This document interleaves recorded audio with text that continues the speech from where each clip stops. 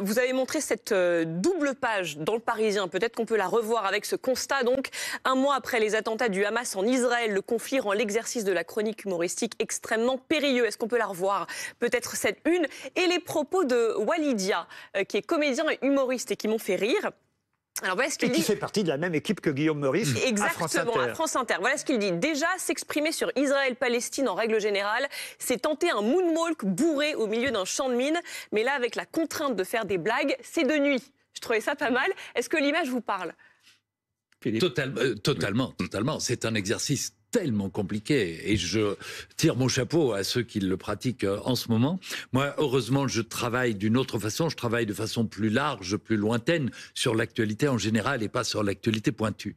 Mais l'exercice est très difficile pour vous, journalistes, pour les politiques qui font des déclarations dans tous les sens et qui se prennent les pieds dans le tapis régulièrement, et donc aussi pour les humoristes. On peut... Le principe de l'humoriste, c'est qu'il doit essayer d'être drôle. Alors parfois, il n'est pas. Déjà, c'est un échec.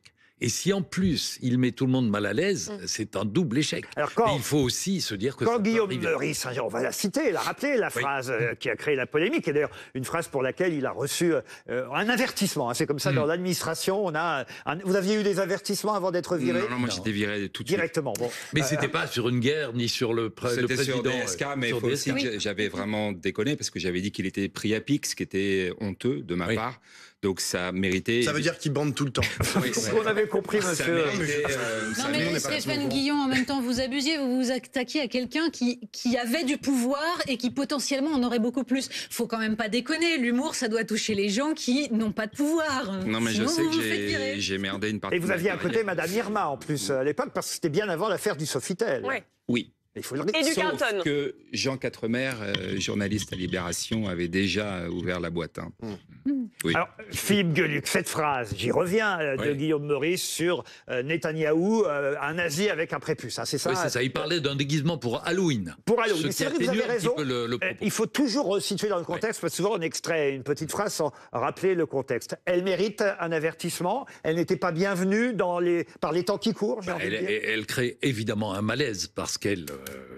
voilà, c'est pas un truc à faire pour le moment. Et Meurice est un type brillantissime qui me fait rire tellement souvent. Mais c'est très compliqué aussi de demander à quelqu'un qui travaille dans l'humour ce qu'il pense du gag de quelqu'un d'autre. Alors Guillaume, il va vous le dire, vous, ce qu'il pense de Guillaume Meurice. Vous pensez que c'est pas un bon humoriste, Guillaume Meurice?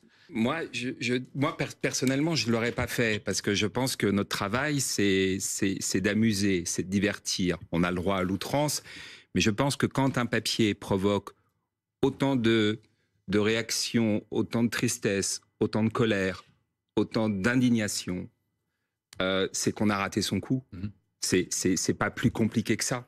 Mais lui dit l'outrance, et vous le savez même mieux que moi, l'outrance fait partie de l'humour. Oui, l'outrance fait partie de l'humour. Et la loi, c'est sa limite. Mais je pense qu'il y a, voilà, il faut le faire à...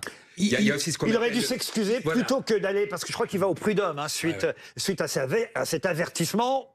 C'est peut-être là où il a tort, parce que au fond, on a envie, à un moment donné, en plus je crois qu'il reçoit des menaces de mort aujourd'hui, donc on n'a pas forcément envie de tirer sur l'ambulance. Mais quand même, c'est vrai que voilà, il y a une petite provocation dans le sens où il dit pas, bon bah j'ai déconné, pardonnez-moi, je ferai pire peut-être la prochaine fois, mais il peut pas le faire. Je pense que quand on pratique cet exercice, et je l'ai pratiqué avec 1 ou 2 millions d'auditeurs tous les jours à la matinale, c'est pas ça. C'est qu'en vérité, on prend la grosse tête. Et moi, je l'ai prise, la grosse tête. Ça, c'est intéressant ce que vous dites. Oui, parce qu'on a un tel pouvoir. C'est énorme, la matinale d'Inter. Les gens dans la rue qui me faisaient ça, qui s'arrêtaient, etc. Donc on pense qu'on est le plus fort de la récré, on pense qu'on est un chevalier blanc. Sauf que lui, on n'est ni un chevalier blanc, sauf que ni le plus fort. lui, il avait eu un premier avertissement, pas officiel celui-là, c'est que justement ils étaient en quotidienne jusque-là, et ils ont été rétrogradés le dimanche soir dans une émission animée par Charline Vanhoenacker qui fait tourner les humoristes, parmi lesquels d'ailleurs l'excellent Walidia, parce qu'il est très bon aussi, Walidia. Et c'est vrai que peut-être il aurait dû déjà imaginer que ça sentait pas bon, quoi. Voilà, et qu'il valait peut-être pas mieux en ce moment faire ce genre de blague. Ben, je suis d'accord avec vous. Voilà, Très bien. Charles Consigny, après je vous redonne la Je parole. pense simplement que ce qui a... moi, je suis pour la liberté d'expression à peu près totale, y compris jusqu'aux blagues connes ou vaseuses ou ratées. Ça fait partie du métier. Mais je pense que ce qui a beaucoup choqué les gens qui ont mal reçu cette blague ratée, c'est qu'au fond, elle reprend la rhétorique des adversaires les plus durs d'Israël. Quand Guillaume Meurice dit de Netanyahou que c'est un nazi sans prépuce, c'est la nazification des Juifs qui est une théorie utilisée par les gens qui combattent le plus durement Israël en tant que tel, dans son existence même, Israël et les Juifs en tant que tel. La nazification du peuple juif, c'est vraiment l'argument de... En fait, c'est plus l'aspect nazi que sans prépuce qui est choquant dans la blague. Ça va ensemble, c'est-à-dire que, en fait, on fait, si vous voulez, quelques jours après que le Hamas ait tué à bout portant des hommes, des femmes, des enfants, tous ces gens étant des civils, à l'occasion d'une opération évidemment terroriste et criminelle, y compris jusqu'à des détails sordides qu'on ne va pas rappeler, mais bon, y compris jusqu'à l'horreur la plus totale, vous avez quelqu'un qui, sur le ton de la blague, et vous connaissez le proverbe chinois, d'ailleurs, dans toute blague, il y a une blague. Ce qui veut dire, dans toute blague, il y a surtout un fond de vrai. Vous avez quelqu'un qui vient faire une blague en disant que les nazis dans l'histoire, alors qu'ils viennent de subir des atrocités dignes du régime nazi, ce sont encore les Juifs, les coupables. Ce que vous dites aussi, c'est que derrière ce que vous dites là, j'essaie de comprendre, hein, vous dites aussi qu'on connaît, en dehors de son humour, à Guillaume Meurice, on connaît aussi son positionnement qui est plutôt d'extrême gauche et qui, on va dire, est plutôt pro-palestinien. Il a le droit. Ça n'arrange rien à son voilà. cas. Il y a le contexte politique dans lequel il est aussi... On finit par se demander, en effet, vous avez raison, on finit par se demander s'il n'y a pas une certaine mouvance, y compris en France, qui finalement va considérer qu'Israël est toujours coupable et que donc, par ricochet, les Juifs sont toujours coupables. Natacha Polony, Pablo, et après, on revient à nos deux invités. Premier point, je pense que le problème n'est pas la difficulté à faire rire sur un sujet, mais l'espèce d'hystérie collective qui fait que des gens aujourd'hui ne supportent plus qu'une blague leur déplaise ou touche à leur propre conception du sacré. Et j'en veux pour preuve que nous, dans Marianne, on publie des dessins. Alors évidemment, vous avez raison, Stéphane Guillon, c'est pas la même chose, puisque les lecteurs de Marianne ont choisi d'acheter le journal. C'est pas la même chose. Mais pour autant, vous voyez... Sauf que, pardon, je vous interromps 2 secondes, sauf qu'on connaît le problème aujourd'hui, c'est vrai avec Charlie Hebdo aussi. Avant, un dessin, ça restait dans le journal, aujourd'hui, c'est reproduit sur les réseaux sociaux. Mais je vais vous citer un dessin qu'on publie demain de Camille Bess, qui, moi, me fait rire. Et pourtant, l'antisémitisme ne me fait pas rire du tout. Mais là, vous voyez un flic qui essaye de faire un cours et d'expliquer. Bon, alors, il montre des étoiles de David. Ne pas confondre. En jaune, c'est un tag antisémite. En bleu, c'est un tag pro-israélien. Et en rouge, c'est une déco de Noël. Et ben moi, ça me fait rire. Voilà, je trouve ça marrant. Et pourtant, on ne peut pas dire que le sujet soit pas glissant. Oui, mais c'est plus acceptable, pardon, que la phrase de Guillaume Meurice. Voilà, mais deuxième point, le problème chez Guillaume Meurice. Alors, encore une fois, je trouve qu'on en a fait des caisses et qu'il a le droit de faire des blagues nulles. Ça ne me fait pas rire. Globalement, c'est un humour que je trouve ultra militant et agressif. C'est pas mon genre d'humour. Mais le problème n'est pas là. Le problème, c'est en effet la question un peu perverse de la nazification. C'est une des dimensions. Et puis surtout, ça prouve une bêtise et une inculture. C'est que moi, j'en ai ras-le-bol que la référence principale de tous les discours, ce soit Hitler et le nazisme. J'aime pas quelqu'un, il est méchant, donc c'est un nazi. C'est d'une connerie. Me gêne aussi un peu, c'est que ceux qui reprochent ça à Guillaume Meurice le font sur les gens qu'ils trouvent insupportables. Et on a en permanence des espèces de comparaisons à Hitler sur tout et n'importe quoi. Souvenez-vous de la propagande des Américains pour nous expliquer que Saddam Hussein c'était Hitler. Dieu sait que c'est pas... Bon, voilà, Saddam Hussein, c'est un ignoble dictateur. Mais tout, en gros, c'est devenu une manière de Charline Necker s'était fait piéger elle aussi, puisqu'elle avait ajouté les petites moustaches hitlériennes à Éric Zemmour pendant la campagne, on s'en souvient. Voilà, ça révèle un réflexe idéologique bête. Et le problème, c'est quand l'humour est supplanté par l'idéologie, eh bien, il n'est plus drôle. Mais de la même façon, avoir traité Guillaume Meurice d'antisémitisme, et il y a des gens qui l'ont fait, des journalistes. C'est tout aussi bête. C'est tout aussi bête, parce qu'il ne faut surtout pas galvauder cet adjectif, quoi. Pour moi, c'est d'un niveau absolument nul. Pablo Pio-Vivien. Ouais, les comiques qu'il dessine... Les humoristes. Il n'aime pas le mot comique, attention. Oh, les attention humoristes. à ce Non, que mais vous c'est dites. encore mieux, c'est encore mieux. Les humoristes, donc, Les saltimbanques. les bouffons, Les bouffons. Les bouffons. Les clowns. Les clowns. voilà. On va dire les artistes. Les guignols. Oui, les artistes. Non mais donc, qu'ils dessinent ou qu'ils prennent la parole dans des spectacles ou dans des matinales, ne sont pas des gens qui sont en dehors de la société. Ils sont dans la société. Et tout à l'heure, Natacha. hein, j'avais oublié ton nom. Natacha parlait des dessins Polony, dans Marianne. Natacha Polony. Tu vois qui est Parlait Natacha Natacha parlait des dessins. Finalement, il est très drôle, lui Non, aussi. mais laissez-moi parler, laissez-moi aller au bout de ma pensée. Natacha parlait des dessins dans Marianne. C'est intéressant parce que des dessins, ça fait très longtemps qu'il y en a. Des caricatures humoristiques, il y en a eu et il y en a encore. Il y en a eu notamment dans les années 20 et 30, des caricatures qui avaient pour destination de faire rire les gens qui les regardaient. Mais à ce moment-là, ces caricatures, je pense notamment aux caricatures antisémites qu'ont fait Flores dans les années 20 et 30, elles étaient inscrites dans un contexte, d'antisémitisme qui était triomphant, puisqu'on sait à quoi il a abouti, c'est-à-dire à la solution finale et à la prise du pouvoir par les nazis. Et donc, le comique, forcément, il est obligé de se poser...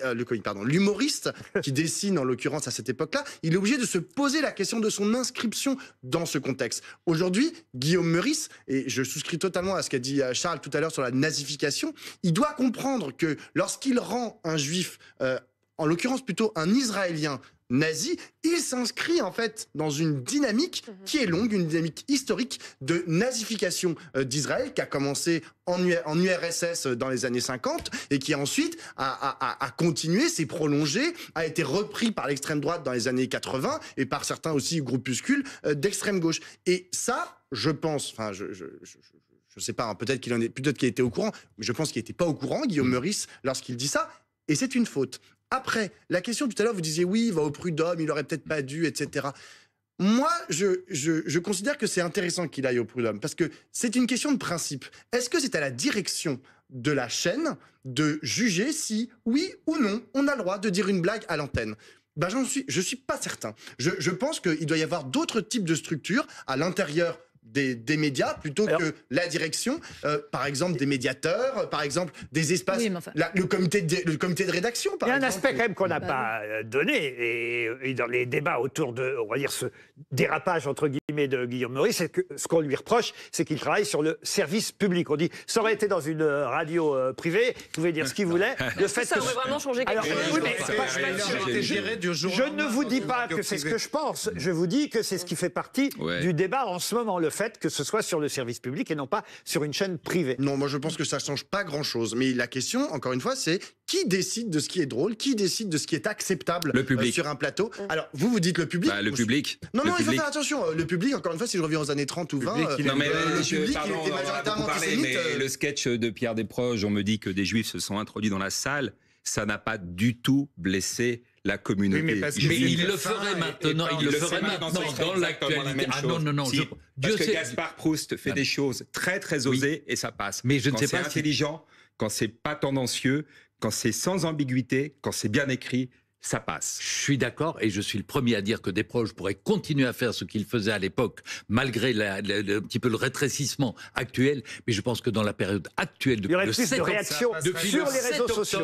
le 7 octobre, je suis persuadé qu'il ne l'aurait plus fait. Il ne l'aurait pas fait. Je voudrais vous faire réagir à quelques dessins, parce que Philippe Gueluc, souvent, on dit « Ah ben Philippe, il dessine des chats, mais c'est pas si sulfureux que ça. » Charlie Hebdo vous le reproche d'ailleurs parfois. Je suis pas bien au courant de la guerre exacte qu'il y a entre vous et Charlie Hebdo, mais je vois bien qu'il vous en veut. Pardon, mais Philippe, il a fait des dessins très courageux et très couillus. C'est ce que j'allais dire, mais Charlie trouve que parfois, parce que vous avez eu une position, on va dire, un peu à part au moment... les chats, quoi. Au moment évidemment, des attentats où j'ai perdu des confrères et des amis tragédie. Voilà, et les autres. J'ai simplement dit que le monde avait changé et que ce que vous disiez tout à l'heure, un dessin qui était publié dans un journal satirique aujourd'hui est diffusé en quelques secondes à travers la planète entière, qu'il fallait le savoir et que la conception de la liberté d'expression n'est pas la même à travers la planète partout. Bon, donc il faut juste le savoir. Il vous en va un peu à cause de ça depuis. Là-dessus, je suis d'accord avec toi. Non, mais Il n'empêche que, effectivement, vos dessins sont parfois politiques Bien sûr. et sulfureux, d'humour noir. Je pense à celui que vous avez publié dans Ciné mensuel, le dernier Ciné, où on voit cette colombe qui est sur un poteau d'exécution. Elle va enfin nous foutre la paix. Il est assez triste d'ailleurs ce dessin. C'est horrible, c'est un dessin désespéré. Et on ne voit pas qui lui tire dessus, mais c'est forcément des gens armés et qui qui Un tirent dessin des sans balles. parole qui se trouve dans votre dernier album, celui-là, et il est dangereux aussi. Alors, je le montre, mais au fond, il devrait être réservé peut-être uniquement à ceux qui achètent les 40 ans du chat. Ah Voilà. non. Un commentaire. Ben voilà, c'est les types, il se lance dans le vide en espérant que sa femme va le rattraper, mais il a les bras sous la burqa et donc il va se planter la gueule et c'est bien fait pour sa sale tronche. oui, mais vous savez, Natacha Polony. Après, je crois parce que les que burkas ont des draps on va avec, pas refaire le débat sur la liberté d'expression, mais la question de savoir si... Pardon, Natacha, vous allez reprendre, mais c'est important ce qu'il a dit. Oui, monsieur. je crois, sauf erreur. Il me semble que les burkas sont équipés pour que les femmes puissent quand même se servir dans leur... Et il Bien regarde sûr. votre dessin jusqu'au bout. Il me semble, non, pardon, je rentre dans le détail. Mais vous Parce avez que raison. Ça me fait un peu penser à la robe d'avocat où on a l'impression qu'on est comme ça, mais en fait on Et peut vous quand avez même... des mains. Sinon, Bien sûr. pas- Non, mais les vous avez raison. vêtements, je Ce serais dessin ne sera impossible. pas validé, monsieur. Vous avez raison. Excusez-moi, c'est technique. Je me suis mais, rendu compte voilà. de mon erreur, mais l'album était déjà imprimé. Pardon. Alors voilà. Et là, moi, je présente mes excuses.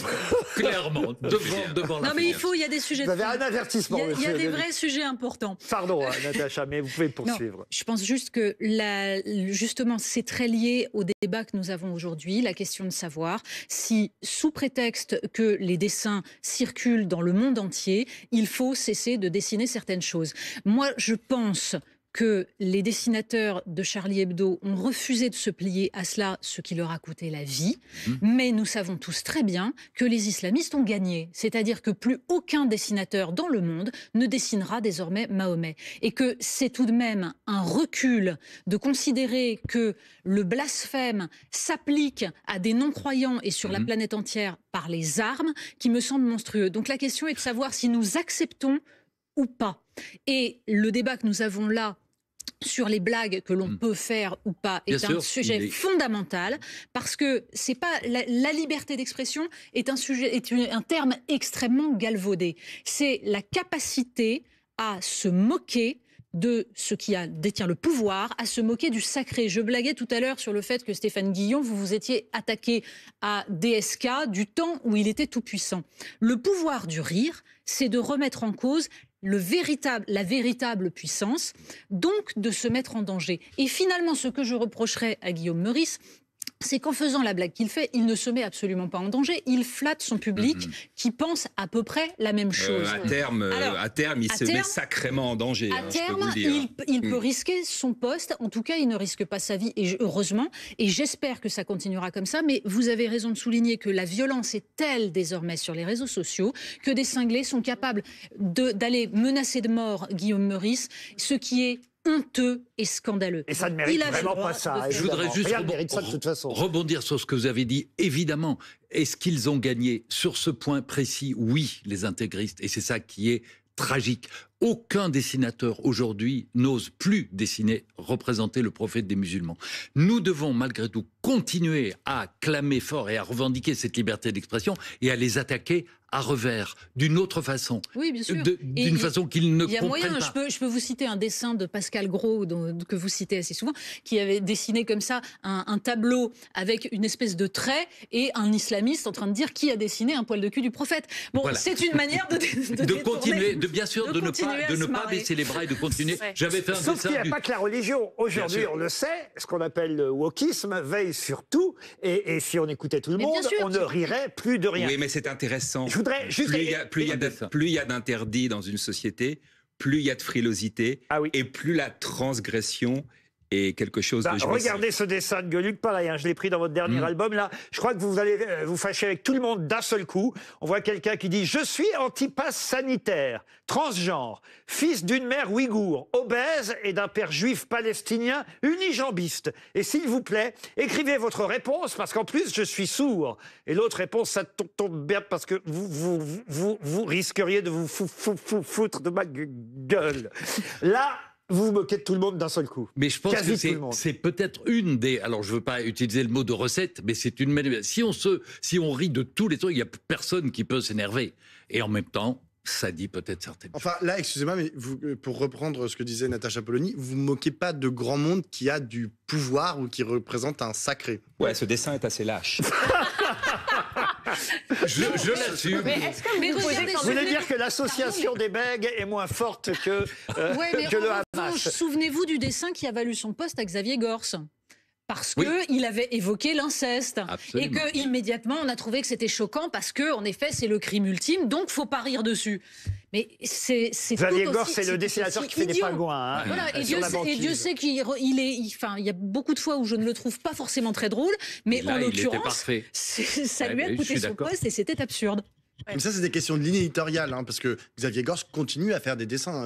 Si vous le suivez sur Non, mais Twitter. il a été viré du continue. monde. Oui, mais donc c'est une question de ligne éditoriale. C'est-à-dire, on revient à la question de Guillaume Meurice, c'est qui décide. Oui, mais justement. Et là, en l'occurrence, c'est la direction Pablo, du Monde ou pardon, la direction moi je de France dirige un Inter. journal. Oui. Je dirige un journal. Je suis responsable de ce qui est publié dedans. Et je dois assumer. Et d'ailleurs, les dessins, c'est moi qui les choisis. Et je suis Et vous ravie en d'ailleurs écartez de peut-être choisir les certains. plus trash, Oui. les plus, Et cette vraiment les peur- plus. comme cette je le peur fais- d'être trop border, vous l'avez à chaque sketch, à chaque dessin. Est-ce que vous avez des gens à qui vous demandez conseil de les relire ou de les regarder Moi, avant la publication? Est-ce que c'est quelque chose La seule fois où je pense on a eu tous peur, c'est après Charlie Hebdo. Après l'assassinat des journalistes, moi j'avais un sketch sur Mohamed dans mon spectacle. Et c'est vrai qu'on s'est appelé entre camarades pour savoir comment on pouvait continuer à rire de ça. Et après le Bataclan hein, aussi, hein, pardon, mais Et après faire le des Bataclan, spectacles sur oui, scène après le évidemment, Bataclan, oui, c'était oui. évidemment aussi C'est très compliqué, compliqué et très difficile. Et encore aujourd'hui, Philippe? Oui, à chaque fois, quand un dessin traite de ces sujets-là, évidemment, on se pose la question. Et ce que disait Natacha tout à l'heure, c'est qu'elle dirige un journal et donc elle est directrice ou rédactrice en chef. Donc, vous devez relire certains articles, etc. Et c'est peut-être une des différences avec le cas Meurice, c'est que Meurice a été lâché à l'antenne en direct Bien sûr. sans qu'il y ait eu relecture Mais heureusement des qu'il y a pas de sketchs relecture. avant. heureusement. Non, mais si la direction relisait tout. mais non, c'est ce qui se dit à justement, l'antenne. mais dans un journal, c'est ce qui se passe. Voilà, et c'est pour ça c'est que la grande parfois, différence. la direction de journal écarte un dessin jugé trop dangereux, trop polémique, Il y a une ou un chose- article Moi-même, qui je n'est fais très attention quand parce qu'on choisit, effectivement, vous avez vu, hein, c'est ma marotte depuis des années. Je trouve qu'on ne passe plus assez de dessins à la télévision. Je l'ai toujours fait et je suis vraiment heureux de continuer à le faire ici sur BFM TV. Mais c'est vrai que je choisis aussi des dessins. Il y a certains dont je me dis non, ça quand même. Pour l'ensemble des téléspectateurs, il ne faut pas, parce que ce n'est pas le même public que ceux qui lisent les journaux. On choisit son journal, on ne choisit pas toujours sa chaîne, parce qu'on zappe entre différentes chaînes et on peut tomber sur quelque chose qu'on n'a pas envie de voir. Il y a une chose qui n'a pas joué, à mon avis, en faveur de Guillaume Meurice, c'est son positionnement politique. Voilà. Parce que il y a une porosité en ce moment, je trouve, entre l'humour et ce qu'on pourrait appeler des éditos. Et un humoriste qui commence à défendre une chapelle, qu'elle soit de droite ou de gauche, pour moi, il fait plus son travail. Et ce qu'a dit Charles tout à l'heure, le terme bouffon. Je trouve que l'humoriste, c'est le bouffon du roi. Il doit taper à droite, il doit taper à gauche. Moi, mon positionnement politique, il ne regarde que moi. Et je pense que On devine tout de même les opinions politiques eh des bien, humoristes. figurez-vous que non. On a Non souvent dit que j'étais à gauche et parce que anti-sarkozyste. Parce que c'est vrai qu'à France Inter, en 2009, il était président de la République, qui nous donnait du grain à moudre. Donc, j'y suis allé, j'ai essayé de faire plaisir. Mais Et en fait, vous êtes un vrai facho. non, c'est pas ça. C'est que quand Hollande a été élu président, j'y suis allé aussi à fond de C'est balle. vrai. Et donc, voilà, je crois que la Le but d'un crédibilité... humoriste, c'est d'attaquer le pouvoir Par en exemple, place. j'avais Quel une qu'il grande soit. admiration pour Guy Bedos, mais je trouve que là où Guy, pour moi, a été moins bon, c'est quand il a commencé à défendre une chapelle. Si vous tapez sur la droite et sur la gauche, quand vous tapez sur la droite, ça a de la force, parce que les gens, le public, ne peut pas vous soupçonner de défendre un camp ou un autre. L'humour militant perd toujours de sa drôlerie. On peut citer notre camarade Philippe Cavrivière sur RTL tous les matins. Il réussit Qui est parfaitement formidable. à faire rire à peu près la France qui écoute cette station, qu'elle soit de droite, de gauche, du Rassemblement national, et j'en passe. On a peine à deviner, on imagine, mais on a peine à deviner. On ne mettrait pas un billet sur la table en disant voilà pour qui il vote. C'est un exemple qu'on peut citer, Bruno. Stéphane Guillon, à chaque fois que je l'appelle Bruno. Ça arrive une fois par émission, Stéphane Guillon. Ouais, c'est un bon exemple. C'est un très bon exemple. Non, mais juste pour revenir sur le positionnement politique de Guillaume Meurice, moi je pense surtout qu'il est victime des fantasmes qu'il y a à être de gauche, à défendre aujourd'hui le peuple palestinien. Et donc tout de suite, évidemment, genre, vous avez des gens qui vous collent ou qui collent sur cet endroit-là, en fait, du champ politique, l'étiquette d'antisémite. Mais c'est de ce fantasme-là dont il est victime, pas d'être de gauche. Je peux vous dire que Guillaume Meurice, moi qui l'écoute très très régulièrement, il est tout aussi critique vis-à-vis de la... C'est vrai qu'il est très acerbe vis-à-vis de la droite, mais il a été victime de son positionnement aussi. Mais pas de son positionnement, des fantasmes qui découlent de son positionnement. Parce que, en vérité... Moi, je trouve qu'il n'aurait pas dû, en tant qu'humoriste, prendre des positions comme ça en disant qu'il... Voilà. Moi, je trouve qu'un humoriste n'a pas... Mais oui, mais je pense regardez aux États-Unis, par exemple, tous les humoristes, crédibilité. ils ont genre leur carte Aux États-Unis, mais on n'est pas aux États-Unis. Moi, je pense que tu n'as pas à le faire. Tu perds de ta force. Deux derniers dessins. Regardez, pour l'instant, Oui, Philippe. oui, bien sûr. Mais puisque c'est l'anniversaire du chat, on en profite. Je crois que celui-ci plaisait beaucoup à Julie. Comment va s'intituler votre tableau? On voit un artiste peintre devant un tableau blanc. Comment va s'appeler votre tableau? Le peintre répond: la liste de toutes les raisons d'espérer. Mais quand pensez-vous l'avoir terminé? Et il répond: il est terminé. Ça, c'est pas très optimiste non plus. Comme l'autre, c'est un dessin désespéré, mais le désespoir peut aussi nous faire trouver des blagues et on rit de choses, l'humour noir, l'humour caustique, etc. C'est ça aussi.